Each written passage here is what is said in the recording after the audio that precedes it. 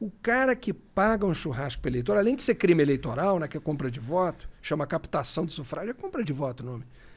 Isso daí, o eleitor tem que pensar assim, o cara que me dá alguma coisa na campanha, uma coisa assim, 100 tijolos, um churrasco, esse cara, ele vai sentir que ele não tem que me dar mais nada.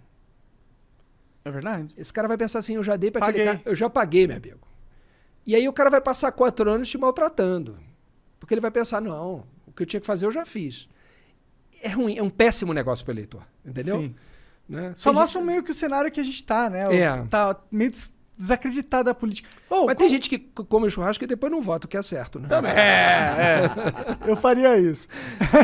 Mas, pô, você é o líder da oposição, então você é influente com vários partidos políticos e tudo tal. Como que você vê, se você fosse construir uma aliança pra gente fazer uma reforma política? Séria mesmo, de cabo a rabo, reforma legal. Você acha que tem, primeiro, possibilidade da oposição liderar algo nesse sentido? Tem, assim, tem coisas boas que a gente já conseguiu fazer. Assim, acho que na legislatura passada, a gente já fez algumas mudanças importantes que, por exemplo, né, assim, mantiveram o sistema proporcional, que é esse que a gente vota nos candidatos e soma o voto deles por partido, né? Agora quase piorou, queriam fazer o chamado distritão. Eu fiquei sabendo de algo assim. Cara, o que é esse distritão? É assim, digamos, Brasília, né? O Distrito Federal elege 8 deputados federais. Né? O Rio, 46, São Paulo, 70, Brasília, 8, pelo tamanho da população. Você ia pegar os 8 mais votados de Brasília para deputado e ia transformar nos 8 deputados de Brasília. Não importa quantos votos tiveram os outros. Aí, intuitivamente, a gente pensa assim, mas tá certo, os 8 mais votados. Acontece que os 8 mais votados somaram 28% do total de votos. Os outros candidatos que não foram eleitos somaram 72% de votos. Então, 7 em cada 10 votos foram para outros que não aqueles 8. Ou seja, você estaria pegando os votos todos daqueles caras e jogando no lixo. Enquanto que o sistema da gente, ele soma tudo e elege por partido. Às vezes, tem um cara que tem 1 milhão de votos e acaba puxando o outro. Isso acontece em vários partidos de esquerda, de direita. E é por isso que os caras chamam, sei lá, tiririca. Isso, né? E existe essa distorção? Existe. Mas isso não é a regra. Isso tanto é exceção que a gente sabe os nomes. Né? Aqui em São Paulo, na eleição passada, o próprio Eduardo Bolsonaro puxou um monte de gente. Acontece. Isso, o sistema permite isso. Mas é exceção, não é regra. Não é todo mundo que é eleito por causa de um cara que teve muito voto. Mas essa galera que está sendo puxada, elas também não tiveram quase nenhum voto? Depende. Agora tem uma regra que diz assim, o cara tem que ter pelo menos 10% dos votos para eleger para aquele cargo. Então, por exemplo, aqui em São Paulo eu não lembro quanto foi o quociente, o número mínimo de votos. Lá no Rio foram 170 mil votos. Então, para o cara ser puxado por alguém, ele tinha que ter tido só ele pelo menos 17 mil votos. Uhum. Mas aí você não acaba elegendo pessoas que tiveram realmente parcelas ínfimas do voto da população, de qualquer forma? É um pouco menos do que se esperaria delas, mas é uma compensação que se faz por... Qual é a lógica desse sistema? Por que ele é o sistema mais usado no mundo, esse sistema proporcional? Porque supostamente os partidos representam visões de mundo. Sim. Uma certa forma de pensar para onde o país deve ir. Supostamente pra caralho. Sim. Aí que tá o problema, assim. Essa é uma disfunção do sistema da gente. O Brasil tem partido demais. Tem. Né? Não é razoável que a gente tenha 30, 35, 25, 20. Eu acho que assim, o que representaria de fato visões diferentes da política no Brasil? 5. Tá, já tá ótimo. 6. Nossa, nem O sei que se é tem o interessante é que você tá falando isso, pensa de um... Vamos lá, se a gente fosse fazer uma dicotomia, tu pensa de um lado e a gente ouviu a mesma coisa de um cara que pensa do outro lado. Então parece ser... Consenso. Mas esse cara do outro lado, ele pode discordar em tudo de mim na visão de mundo, mas ele tem uma visão de mundo. Esse cara, que eu posso até imaginar quem é. Mas não importa, se esse cara tem uma visão de mundo, é diferente da minha, mas ele, ou seja, ele representa uma certa visão. Faz sentido ele estar num partido. E o partido dele provavelmente representou isso nas eleições. Entendi. Entendeu? Então, assim, por que a gente concorda nisso?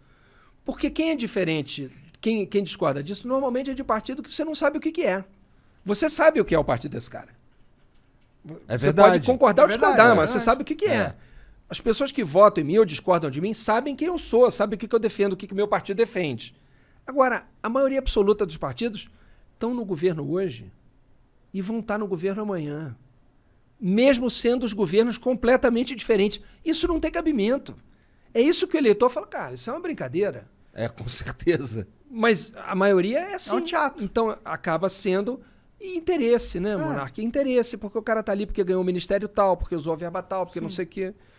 Isso desacredita. Aí as pessoas vão ficando enojadas. Pô, mas isso aí que você tá falando pra mim me faz pensar que a gente tem que ter uma reforma que é geralzona. Não dá pra só mudar uma peça do carro, tá ligado? Tem que mudar o carro todo. Essa mudança que a gente fez na última legislatura, ela já está começando a produzir resultados.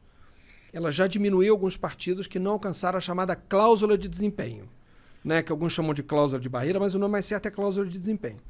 Tiveram que ter 1,5% dos votos no Brasil para deputado federal. Na próxima eleição vai subir para 2%. Na eleição seguinte vai subir para 2,5%. Na outra vai subir para 3%. E por enquanto para em 3%. Está previsto chegar até 3%.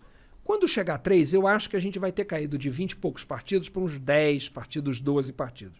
Aí a gente vai precisar ter coragem de fazer aumentar para 3,5%, para 4%, para 4,5% e para 5%. Aí a gente vai chegar a 5 ou 6 partidos. Aí você vai saber que o cara que está no partido... Aí não, é mais difícil ter esses partidos que ficam para cá e para lá, dependendo do governo, igual a rede, né? Que vai pra Será? um lado. Eu tendo a acreditar que... Assim, eu espero que você tenha razão. Mas eu tendo a acreditar que a gente vai produzir mais centrão, não vai não? Eu acho que não. Eu acho que a gente vai ter, assim, 2 partidos na esquerda, um mais à esquerda e outro de centro-esquerda. Tá. Acho que você vai ter um partido de centro, né? Meio que pode até estar num governo ou no outro. Você vai ter um partido de direita, ou centro-direita, e um de bem à direita. Acho que é mais ou menos isso. Seria o ideal. Mais ou menos isso. Que a pessoa vota, não, eu quero votar aqui. E tem uma outra coisa que eu acho que mudaria também, que é o seguinte, a França tem isso, eu acho um negócio bem legal. Você votar primeiro para o executivo e depois para o legislativo. E não tudo no mesmo dia como a gente faz, né? Hoje em dia o cara vota assim, num governo de direita, num deputado de esquerda, num deputado de centro e um presidente de esquerda ou de direita, enfim. Aí quando sai da eleição é aquela confusão. Aí qualquer governo que ganha fala assim, cara, eu tenho que governar com esse Congresso. Só que o Congresso não tem nada a ver com o governo necessariamente, né? Como é que eles fazem na França? Primeiro se elege o presidente lá. Aí quando se elege o presidente, os candidatos a deputado vão para as ruas, fala assim, ó, quer votar num candidato que vai apoiar o presidente fulano? Vota em mim. Ou, eu quero ser deputado de oposição a esse cara que foi eleito. Eu vou lutar contra ele. Vota em mim. Aí o eleitor vota no deputado em função do que ele quer para o país. Eu acho que isso também ajudaria a dar mais nitidez, mais clareza para o eleitor do que ele está votando, entendeu? Em quem que ele está votando, né? Porque senão também só o que está escrito no papel, se o cara analisar só aquilo ali... Isso significa que a gente teria uma... Porque assim, uma das coisas que eu penso, e eu posso estar enganado, é só, sei lá, uma suposição, é que... na verdade, é o contrário do que tu falou. Eu queria que todas as eleições, inclusive as para prefeito, para vereador, fosse tudo no mesmo dia, na intenção de economizar dinheiro. Ah, tá. Mas aí, veja, você está defendendo tudo no mesmo dia, não é legislativo e executivo. Você está defendendo prefeito, governador e presidente. Tipo, você... né? Isso é compatível, você pode fazer isso. Pode fazer de 2 anos, né? Não briga com a minha ideia. É porque hoje é 2 anos o espaço. É? É. Mas você não vota o deputado junto com o executivo? Mas aí, aí depois tem eleição para prefeito, para... Então, tinha que deixar o executivo 2 anos... Aí, executivo, eleição do executivo. Depois 2 anos, legislativo. Poderia ser. Poderia ser. Você faz todos os executivos e depois todos os legislativos no mesmo dia. É muito alto o custo da eleição? É alto, é um custo alto, assim, realmente, assim, eu não me lembro exatamente qual é o tamanho do valor que está previsto ali para o TSE seria fazer relevante, 2, 3 bi. Seria relevante economizar esse... Porque assim, a minha proposta, o que eu tô falando aqui não é nem uma proposta, é só uma, sei lá, tirei do... Não, mas tem muita gente que defende isso, que defende a coincidência das eleições. Né? Mas eu não sei se é relevante pro... Tipo, tem realmente um impacto no nosso dinheiro. Não, eu acho que teria, porque você reduziria o gasto, né? Você faria todas as eleições, em vez de eleição a cada 2 anos, você faria a eleição para o legislativo e o executivo no mesmo ano para todos os níveis. Então você teria eleição, digamos, de 4 em 4 anos só. Você não teria aquela eleição do meio. Né? Sim, é uma possibilidade. Outra possibilidade que o Monark está falando é você fazer executivo, legislativo, né? Descasar o Congresso do executivo. Lá nos Estados Unidos, Isso realmente parece interessante. eles votam junto para presidente e para o legislativo, mas o mandato do legislativo lá não é de 4 anos, é de 2. Então, no meio do mandato do presidente, eles fazem uma eleição só do legislativo.